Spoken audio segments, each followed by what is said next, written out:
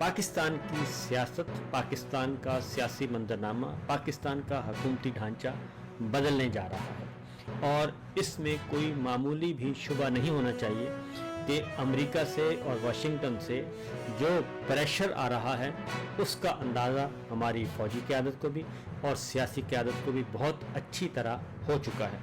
ये मैं आपको ख़बर इंफॉर्मेशन की बुनियाद पर दे रहा हूँ। और मेरी बात हुई वाशिंगटन से, मेरी बात हुई न्यूयॉर्क में अपने कुछ दोस्तों से, और ये दोस्त पाकिस्तान तहरीक इंसाफ के नहीं हैं और ना ही पाकिस्तान तहरीक इंसाफ के लाइक माइंडेड हैं, बल्कि एक इंडिपेंडेंट ओपिनियन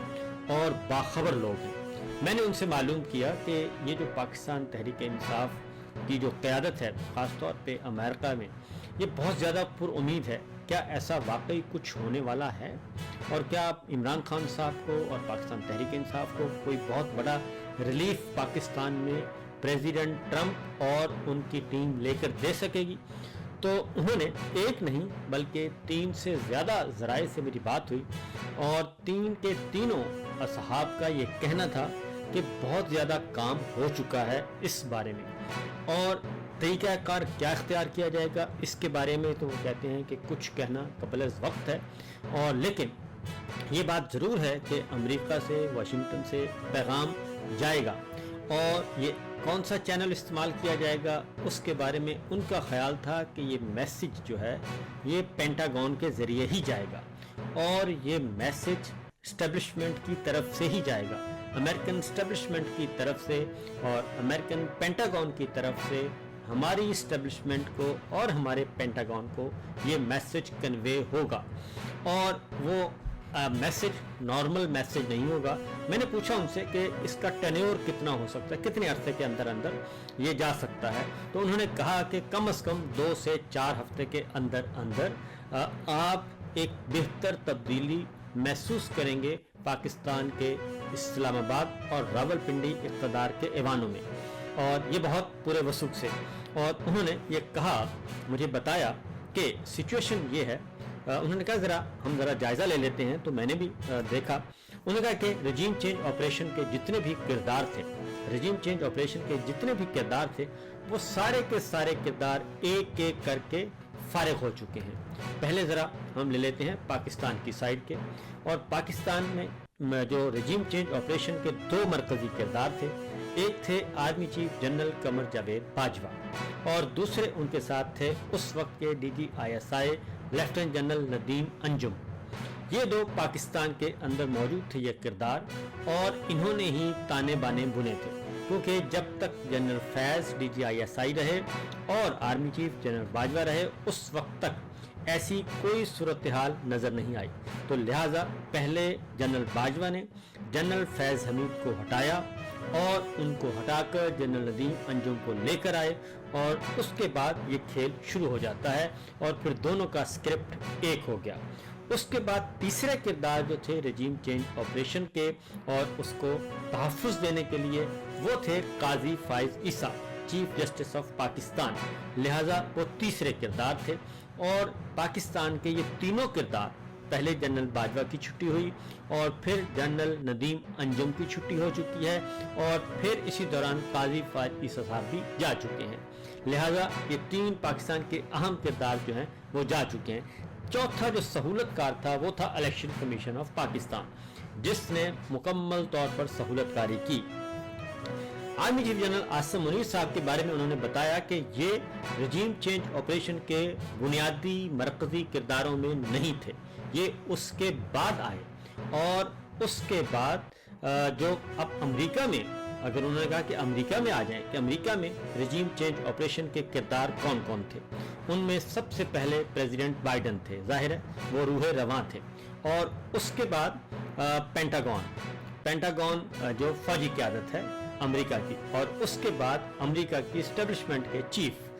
ये अमेरिका में मौजूद थे, और वहाँ से जनरल बाजवा और जनरल नदीम अंजुम ये उनके साथ राब्ते में थे, और जनरल बाजवा जो हैं वो टोनी ब्लिंकन के साथ भी राब्ते में थे और अपने पेंटागन के साथ भी राब्ते में थे। टोनी ब्लिंकन जो कि अमेरिकी वजीर खारजा हैं, उनके साथ जनरल बाजवा घंटों बातें किया करते थे, घंटों। और इस बात का तो हम भी شاہد ہیں اس بات کے کہ وہ جناب باجوہ ہمیں بھی یہ بتاتے تھے کہ آج میری بات ہوئی ہے امریکی وزیر خارجہ ٹونی بلنکن سے اور اتنی دیر تک ہم گفتگو کرتے رہے، اور وہ بہت فخر سے اس چیز کو بیان کرتے تھے اور اس میں کوئی شک نہیں ہے۔ جبکہ دوسری جانب پریزیڈنٹ بائیڈن عمران خان کے ساتھ رابطے میں نہیں تھے، ایک دوسرے کو مبارکبادی کے پیغامات نہیں آئے اور نہ ہی گئے، اور امریکی وزیر خارجہ شاہ محمود قریشی کے ساتھ رابطے میں نہیں تھے، ہمارے وزیر خارجہ جو ہیں ان کے ساتھ رابطے میں نہیں تھے، بلکہ وہ زیادہ رابطہ ان کا جنرل قمر جاوید باجوہ سے تھا، وہ پیرالل ایک سسٹم چل رہا تھا۔ تو اس طریقے سے جو اب دونوں طرف کے جو رجیم چینج آپریشن کے کردار ہیں، پریزیڈنٹ بائیڈن جا چکے، امریکی وزیر خارجہ جا چکے، CIA کی چیف جا چکے، پینٹاگون کی قیادت جا چکی، اور پوری کی پوری لاٹ جو ہے وہ ظاہر ہے ڈیموکریٹس کی گورنمنٹ ختم ہو گئی ہے تو وہ ساری کی ساری لاٹ ادھر سے بھی ختم ہو چکی ہے، اور ادھر سے ڈونلڈ لو تھے وہ جو ہے وہ پیغام رساں تھے اور پیغام پہنچا رہے تھے۔ اس کے بعد اسلام آباد میں امریکہ کے سفیر تھے ڈونلڈ بلوم،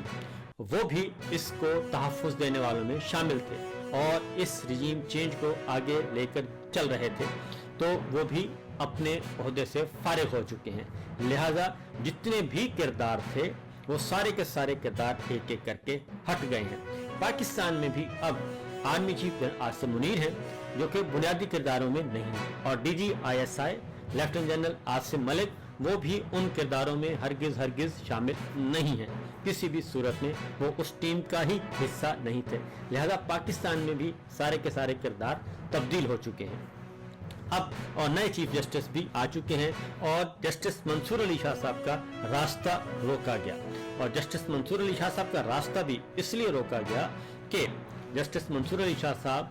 ایک انڈیپینڈنٹ چیف جسٹس کے طور پہ انہوں نے آنا تھا، اور وہ اس بینچ کا اہم ترین حصہ تھے جنہوں نے الیکشن فروری 2024 کے بارے میں بہت زیادہ سوالات اٹھائے، اور انہوں نے پاکستان تحریک انصاف کو مخصوص نشستیں واپس کرنے کا حکم صادر کیا،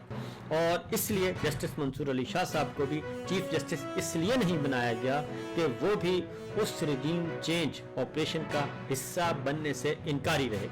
اور ایک اور اہم آپ کو خبر دے دوں کہ جب جسٹس منصور علی شاہ صاحب نے چیف جسٹس بننے سے پہلے جب وہ امریکہ میں آئے ہوئے تھے انویٹیشن پہ،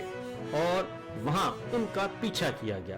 اور ان کو اپروچ کرنے کی کوشش کی گئی، اور وہ بھی ایک یونیفارم افسر کے ذریعے سے ان کو اپروچ کرنے کی کوشش کی گئی، اور انہیں کہا گیا کہ آپ army chief general Asim Munir صاحب سے ملاقات کر لیں، لیکن جسٹس منصور علی شاہ صاحب نے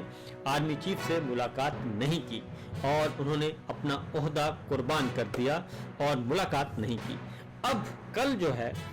ایک اور عادل بازئی کے کیس میں جسٹس منصور علی شاہ صاحب، جسٹس عائشہ ملک صاحبہ، انہوں نے ایک فیصلہ دیا ہے، ایک ججمنٹ دی ہے، اس میں پھر انہوں نے الیکشن کمیشن آف پاکستان کو ٹارگٹ کیا ہے اور ان کو ہدف تنقید بنایا ہے، ان کے غیر آئینی کردار کو واضح کیا ہے اور نمایاں کیا ہے عادل بازئی کیس میں، اور اس میں بتا دیا ہے کہ کس طریقے سے الیکشن کمیشن جو ہے وہ ایک سیاسی جماعت کو سپورٹ کر رہا تھا اور ایک سیاسی جماعت کے خلاف کام کر رہا تھا۔ تو اب یہ ساری سچویشن اگر آپ سامنے رکھیں، امریکہ میں پریزیڈنٹ ٹرمپ آ چکے ہیں اور ان کے ساتھ نئے CIA چیف، نئے امریکی وزیر خارجہ آ چکے ہیں، اور جو نئے امریکی وزیر خارجہ آئے ہیں مسٹر موک، وہ بھی پرو پاکستان تحریک انصاف یا پرو عمران خان ہیں، وہ کم از کم اس رجیم کو سپورٹ نہیں کرتے۔ اس کے بعد پریزیڈنٹ ٹرمپ جو ہیں، ان کی جو سوچ ہے، اپروچ ہے، جو وہ سپیچ دے چکے، وہ بڑے واضح طور پر انہوں نے کہا ہے کہ میں اسٹیبلشمنٹ کو شکست دے کر یہاں تک پہنچا ہوں، اور انہوں نے جو بات کی وہ انہوں نے کہا کہ بد کردار بدبودار اسٹیبلشمنٹ سے جنگ لڑ کر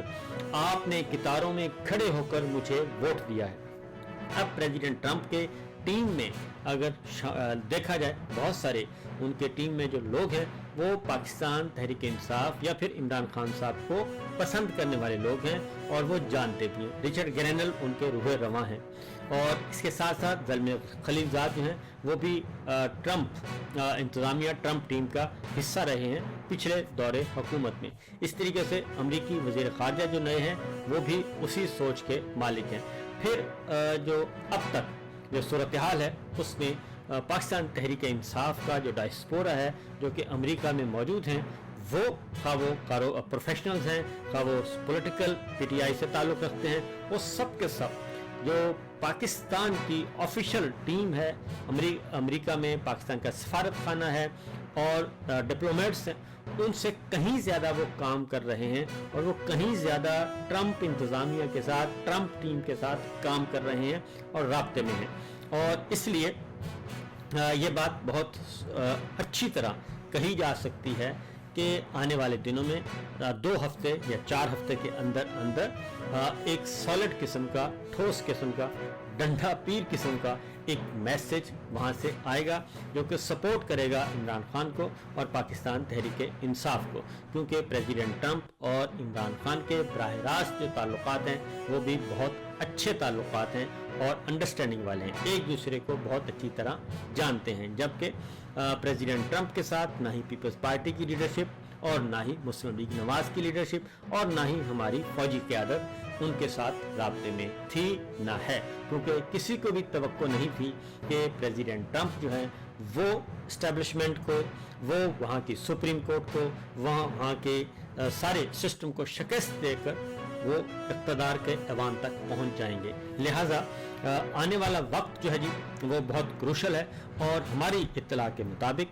हमारी फौजी क़यादत इस बात से बाखूबी आगाह है।